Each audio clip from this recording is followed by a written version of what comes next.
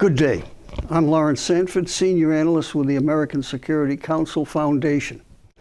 I'm here discussing our Peace Through Strength podcast series. And today I intend to discuss several areas in the world that seem to be developing very quickly and not always to the better. And the first one is the Gaza area.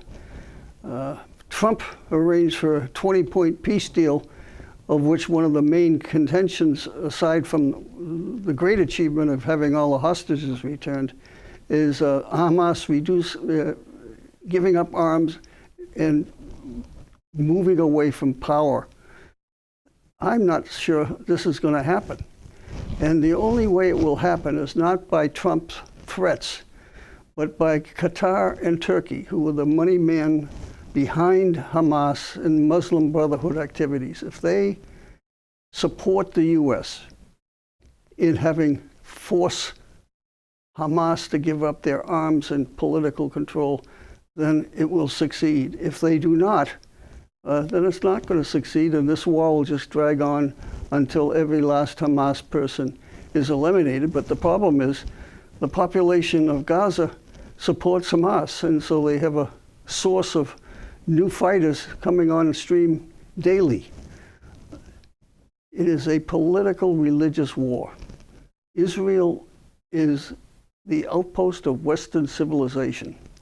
And the political ideology of Hamas, the Muslim Brotherhood, and Muslim supremacists is to eliminate Western civilization and all other civilizations, for that matter, who do not submit to Islam. So we have a religious war going on here, and I'm not sure it's going to end up the way Trump envisions it. And a deal is a deal with Muslims as long as it's in their interest. And it's only in Hamas's interest to give up arms and political control if Qatar and Turkey force them to do it. The so-called peacekeeping force of 30,000, no Muslim nation has stepped forward to say our troops are going to go and fight against Hamas in Gaza. Fellow Muslims against fellow Muslims, indicating that they're supporting, in a back way, Israel is a real political problem for Muslim leaders. The next area of concern is Europe. Europe's Western Judeo-Christian civilization is dying, and I'm not so sure it can ever come back. And we have examples where in Germany recently announced that the famous Christmas festivals held for centuries in Germany in town squares and city squares and so forth are being canceled because of the danger of terrorism. In England, the UK, a soccer match between an Israeli team and a local team. Israeli citizens have been told not to show up because they will antagonize the local Muslims and there will be problems of security.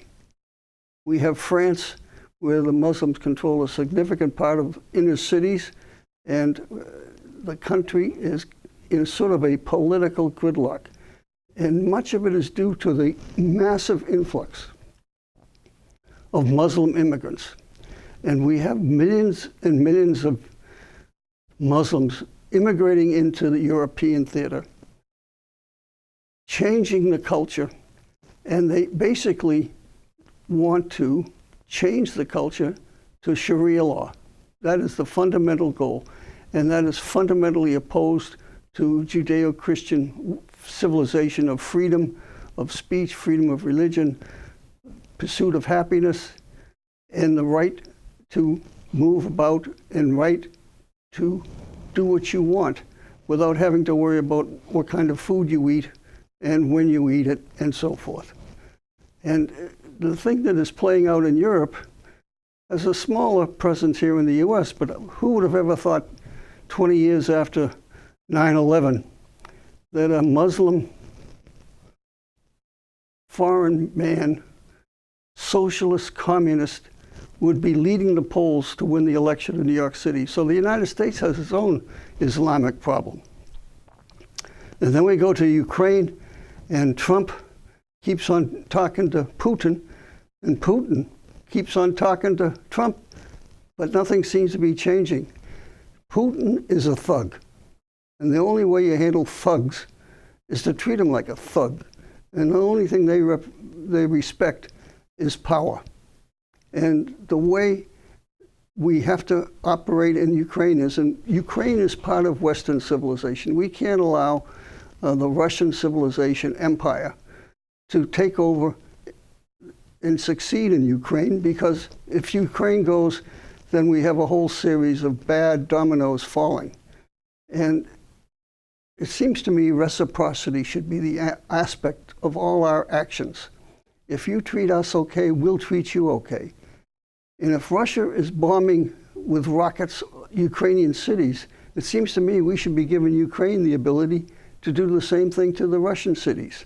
And it's absurd that we keep on holding back. And I guess I'm a veteran of the Vietnam War, and I saw what's happened in Afghanistan and Iraq. And in Vietnam, we kept on holding back. We wouldn't bomb the harbors. We wouldn't do this. We wouldn't do that. The military was severely restrained. We're doing the same thing in Ukraine. It's not going to work. And defense never wins a war. We have to implement and give Ukraine weapons and tools to win the war, or at least stop the fighting. China continues its rampage of communism, which persecutes Christians, Muslims, and anyone else, Falun Gong organization that's a threat to the communist power. More recently, the communists have been arresting Christian pastors. They throw in jail Falun Gong practitioners. Muslims are persecuted in Xinjiang. And the primary purpose of all of this is that the Chinese Communist Party is all about power. And if there's any organization that threatens the power, in other words, dual loyalty, if you're a Christian, can you be an absolute devotee of the Communist Party? Maybe, maybe not. But to the communists, it's a perception that they're a threat to their power. And then last but not least, we have the ongoing genocide going on in Nigeria of Muslims murdering Christians. Over 100,000 Christians have been killed over the past few years. There's all sorts of excuses while other Muslims are killed, but there's Islamic jihadists terrorizing Christians in Nigeria. And the world seems to be asleep at the switch. The Vatican Church is saying, well, it's an economic issue. And the Nigerian government, which is controlled by Muslims, they're turning a blind eye to all the atrocities going on in the upper areas of Nigeria, where both Christians and Muslims had lived for years. But the problem is, they had lived together for years, but now we have jihad, thanks to all the propaganda and revitalization of the Muslim Brotherhood and Saudi money and Qatar money corrupting the whole Islamic movement. There's plenty of Muslims that are very nice and peaceful, but it doesn't take too many to cause all sorts of terroristic actions. And we've seen it in the last 20 years where the jihad is being waged in Africa, in Europe, and in the United States.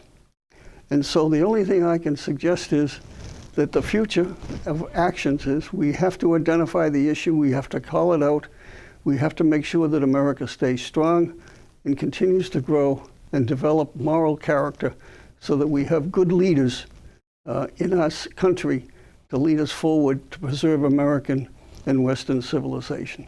Thank you and good day.